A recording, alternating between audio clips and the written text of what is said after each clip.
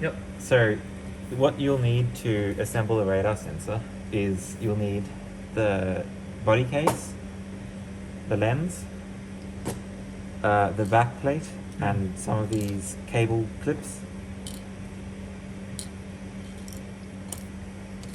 The actual radar sensor itself, so we can open that, and that is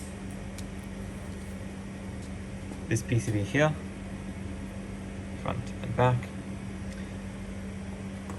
Now, other things you'll need is you'll also need a USB to TTL converter with a probe, one of these probes, and you'll need a Sega J-Link with another one of these programming probes.